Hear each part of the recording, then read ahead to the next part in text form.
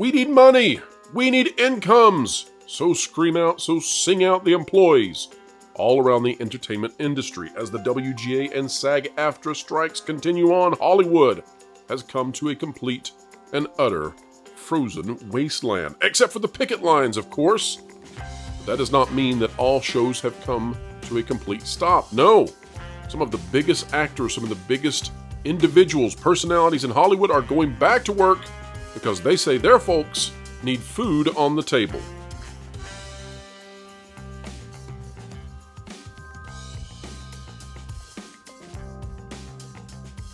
Well, it's about to get vicious out there in Hollywood as there are cracks forming inside the unions, and that means that people are going to get even more angry than they were before.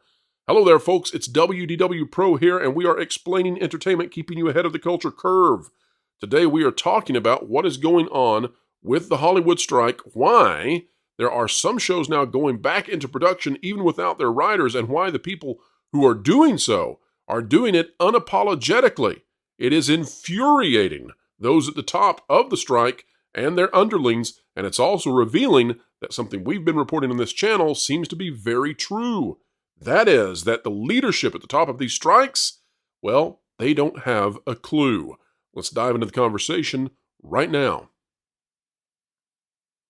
Deadline reporting that SAG-AFTRA leaders ramp up rhetoric against studio bosses, accuse them of behaving like petty tyrants. This by David Robb. And folks, part of this is because they are losing their followers, their, what would you say, union members, as some of the biggest names go back to work in defiance of their own unions. With the actor strike now in its 63rd day, and that doesn't even begin to cover how long the WGA has shut down Hollywood. We're at what? Are we we're closing on 140, right, guys? 140 days? Okay. Just over 130. Closing in, okay. With the actor strike now in its 63rd day, SAG-AFTRA leaders are ramping up their rhetoric against the studio heads, accusing them in the latest issue of SAG-AFTRA magazine. What a title. That's a great name. Who came up with that? Of behaving like petty tyrants, would-be feudal lords, and land barons in feudal times. Now, let me see here. They've got would-be feudal lords and land barons in feudal times. We're going to have to step up our game. That's too similar for those two. Aren't these? I don't know. That come on. That's the subtle word games they play to push that like neo-Marxist, communist like angle. You know what I mean? Like you go, oh, they're like feudal lords, and then you get that like, what is it? The landlord argument gets mixed up in people's heads, and then you can go, oh, bad. You forced us into this feud. Right. Contract talks broke off July 13th after more than 4 weeks of bargaining. And the strike began the next day. We already know all this. Let's go on to the next part that we don't know. Right now, the AMPTP, is refusing to negotiate with us. President Fran Drescher writes in the magazine Nanny. Never mind, made that part up. They are punishing us. And by the way, folks, as I read this, please, I beg of thee, put this into the same voice as Fran Drescher from the Nanny. You will enjoy this segment of the live stream much more. They are punishing us for exercising our legal right to strike. They are not land barons in feudal times. Ding, ding, ding, ding. Guys, actually, pause here for a moment. Should we give an homage to Pee-wee's Playhouse, and every time I say feudal, everyone out there scream? No, we shouldn't. A secret word. Feudal! And we are not their serfs. How dare. They think we are less than an enemy camp they need to step on in their insatiable appetite for greed. Goes on to talk about it. But I think what's going on here, let's breathe a little, Fran. Yes. But they're getting angry because we've seen Bill Maher break ranks. We have seen Drew Barrymore break ranks. Yeah, go back to work. And essentially what it's coming down to is they're saying, we're not going to do this with our writers, but we have to, allow our employees to put food on the table. And their bank accounts are running dry. I think that there's great fear within the unions now that this whole thing could start collapsing. And so they are going to circle the wagons. They're going to be much more vicious in order to prevent others from joining, this breaking of ranks. So what do you guys think about it? I do agree with you there. I think things are about to get very ugly as top showrunners. There's a lot of rumors that go around, nothing confirmed, because no one wants to be the one to say, when you're staging a mutiny, you don't want to have a clear list of these are the people who are mutinying and these are the people who are not mutinying. there's a rumor going around that some of the top showrunners are already directly in contact with the studios about their demands, and if they're going around the WGA board, then that is really not good for the strength of the WGA board. I don't remember what the numbers were, but if they start losing members, I think this might be the end of the WGA. Again, this is a topic that I am not fully qualified to talk about, but I can see that they are on a precipice right here. This could be the end of this union and the replacement with another union. And lest anyone think, and Culture will come right to you, lest anyone think that we are blurring the lines between the WGA and SAG-AFTRA, please make note that should one union falter, the other is likely to do the same. So that's why we're discussing this as if they are sort of a two-headed beast. Culture. Right. Well, you're already dealing with a fractured. There's the word. You're already dealing with one, because you have WGA East and WGA West. So you have two, different entities as it is, that with different kinds of duties and things that they support. But I really do feel like the tensions within the guild itself have started to boil over, because we're hearing more stories about people breaking ranks. That there are some showrunners out there that have tried to have individual meetings with the guild directly, with the negotiators for the guild. That was reported, I think, yesterday. And I'm starting to come to this conclusion that you could have the entire guild, the entire union fall, not just as Pro suggests, but not just have the Hollywood entities fall apart. You could have the whole thing, including the East Side and everything else, all the newspaper writers and everybody else that's involved in that, and that it could be even more broad than it is just for those that are working in the Hollywood side of it. Well, let us review for a moment, because we took an extraordinary amount of flack here on this channel for the reporting that we did on the WGA. And I'm talking about, man, there were some people out there giving us massive amount of hate, and you can't blame them, because many of them are involved in this, and some of them, their livelihoods are tied to it. But here on this channel, we brought forth that the WGA has no executive director because he's been on medical leave since February, just prior to the decision to go on the strike. We brought forth on this channel that the lead negotiator for the WGA is someone who has lived almost her entire career, professional career, at the WGA.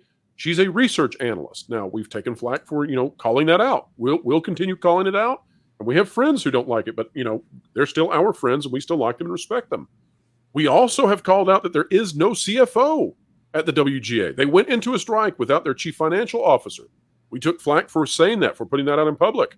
And then finally, they have been attempting to replace their legal counsel, their general counsel, since last October.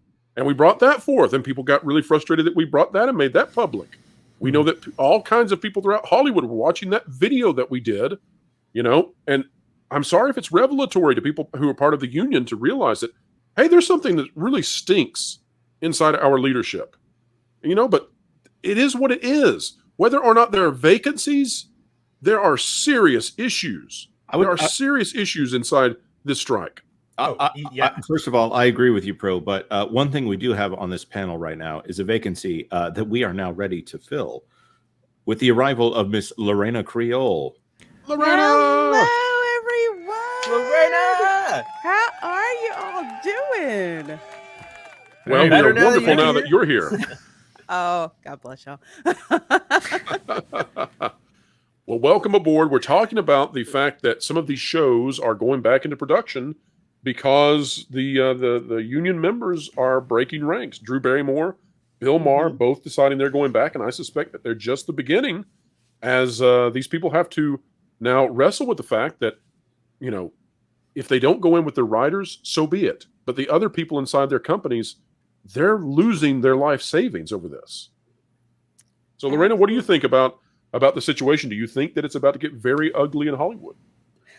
I think it is really about to get very, very ugly in Hollywood. As someone who actually lived in that petri dish for several years, there is a difference between the stars that you see on television and the producers that you see on television who live in Hollywood Hills, who live in Encino Hills, who live in Studio City, who live in Beverly Hills. There's a difference between them And like your hairdressers, your craft services workers, truck, people who move the trucks with the stuff in it, boom mic operators, griffs, who are barely eking out a living, like say living in Van Nuys or Reseda, and who have to drive I don't know how long to get to those particular jobs where the cost of living is insane. California was taking 10% of my income every year. I'm like, Whew. this is yes, 10% income tax, and you can't even like buy a personalized license plate. You have to rent a personalized license plate. So I've lived with that crazy how much it costs to live there. I mean, just to live, it is not easy. So when you get these Hollywood writers, and we'll say the SAG as well, the actors too, they forget that they are a small portion of the actors making that amount of money. There's a huge amount of actors who do not make that much money. And that's why I'm so glad that Drew Barrymore was like, basically, look, we need to start the show back up again, because you've got people, the support people, the behind the camera people, the craft services people, the businesses around where those productions are happening, the little bistros, food trucks, all of that stuff. If they're not around, there's no work. So it is going to get really ugly because people are losing their livelihoods. And these are people who do not have the WGA to try to speak for them, or for SAG, to try to speak for them, or IATSE to try to speak for them. This is what they don't see. The people who are about to get kicked out of their apartments or evicted because they can no longer pay the rent. Now, those are the people that you're not seeing. And people like Drew Barrymore, God bless her, Bill Maher, the rest of them are just like, look, we'll just have to figure something out with respect to writing. But we've got people whose livelihoods depend on us to get moving, that we have to do that. We cannot afford a black eye like this, especially in a city like Los Angeles, where it's 90% based on the entertainment industry. Let me drop something that's exclusive. Let me drop an exclusive real quick.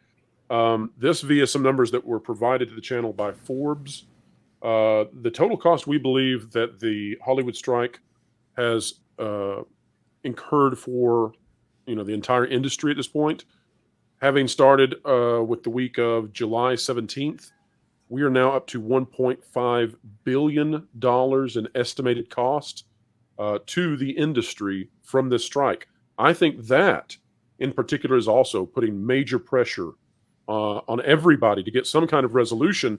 The problem is, I don't see daylight where these two sides can come together. You can go company by company here. Comcast, they're a utility. And so they're visiting in this world of making content.